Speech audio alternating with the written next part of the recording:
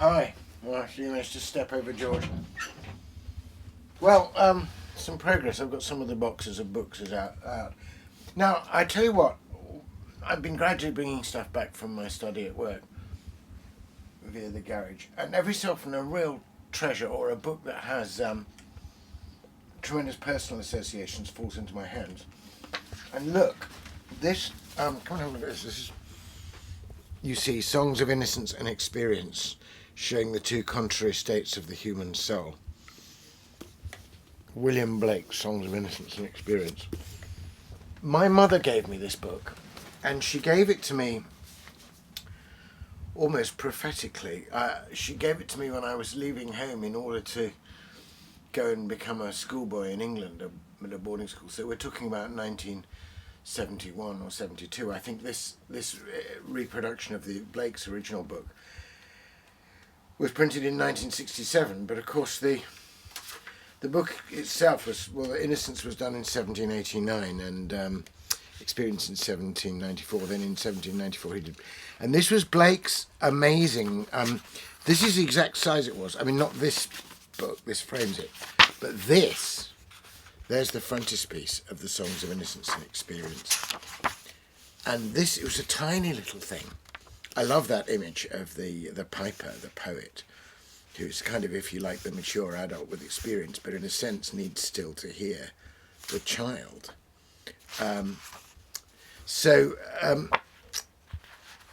It's just pretty extraordinary stuff. It has a huge amount that appeals to me. There's the divine image, just from the Songs of Innocence. To mercy, pity, peace and love, all pray in their distress, and to these virtues of delight return their thankfulness. For mercy, pity, peace and love is God our Father dear, and mercy, pity, peace and love is man his child and care. For mercy has a human heart, pity a human face, and love the human form divine, and peace the human dress. Then every man of every clime that prays in his distress, prays to the human form divine, love, mercy, pity, peace, and all must love the human form in heathen, Turk or Jew, where mercy, pity, love and pity dwell, there God is dwelling too. I mean, it's very powerful stuff.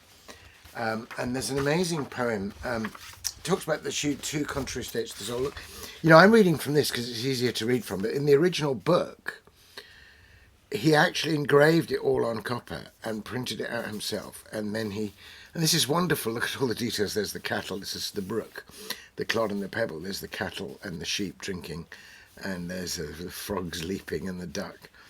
And you think, oh, these are nice little ditties for children. But profound wisdom. Listen to this. Talk about the two contrary states of the soul, talking about how people make heavens or hells for themselves and for each other. The clod and the pebble. Love seeketh not itself to please, nor for itself hath any care, but for another gives its ease, and builds a heaven in hell's despair. So sang a little clod of clay, trodden with the cattle's feet. But a pebble of the brook warbled out these meters meet. Love seeketh only self to please, to bind another to its delight, joys in another's loss of ease, and builds a hell in heaven's despite. You can see those two attitudes going through the world. People who create their own little hells and hells for each other people and bind others, to their delight. And people who, on the other hand, by a kind of yielding and service, can bring out the heavenly, even in the most hellish circumstances. And of course, it famously has the tiger. I have to say the drawing for the tiger is a little bit disappointing. It's a bit slightly like a stuffed toy. But it was then and has continued to be a profound influence on me. And this book, given to me in the early 70s, 50 years ago, is it? Yes, 50 years ago, began a lifelong love of Blake. Now, I'm going to have to, when we move, gradually move, obviously my desk, but seeing this made me remember one of the treasures of my desk. Come over here and have a little closer look. So you can see all these little cubby holes and things, but I want you to show you this. Talk about a little memory box, a little treasure. you'll see this box it has kind of wood burning on it. That is William Blake's signature and monograph. And here's a little thing that says many thanks. And here is, we talked about the clod and the pebble, here is a little piece of Portland stone. But it's not just any Portland stone. This is the Portland stone that was chipped off when the new gravestone for William Blake was engraved, when they finally recovered his grave in Bunhill Fields. Look, Leda Kindersley, she was trained in the Kindersley workshop. This is a numbering of it. There's her monogram on the paper, and that's her signature. And she did this. Let me show you this. Look, I've got it all out here.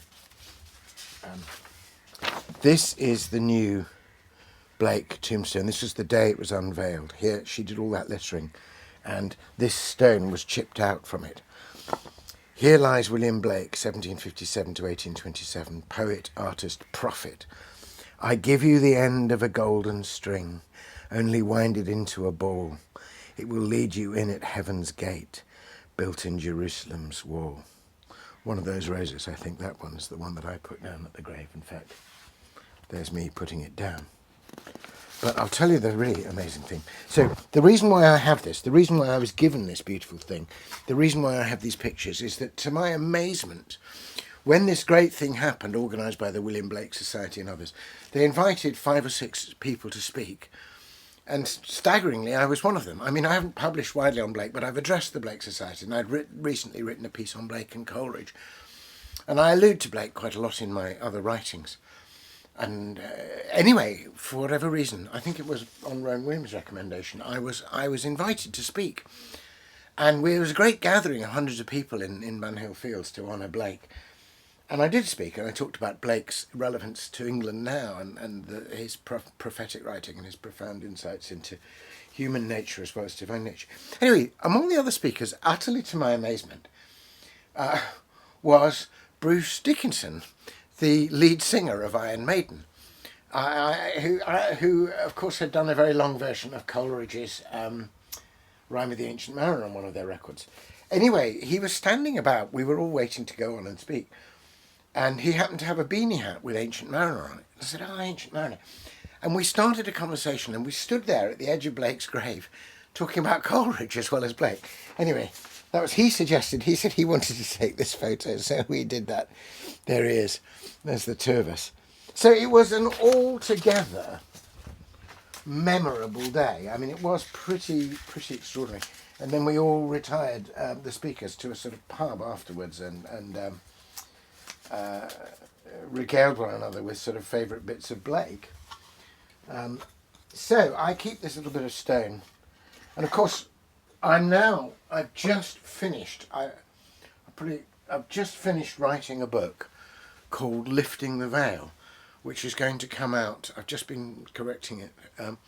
It's going to come out with an American press called Square Halo, and there's a whole chapter in Blake.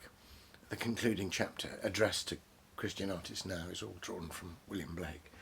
So rather fun. Anyway, I'm extremely pleased to be reunited with this little book, which I've had as a gift from my mother, who often quoted Blake, and I've kept for 50 years.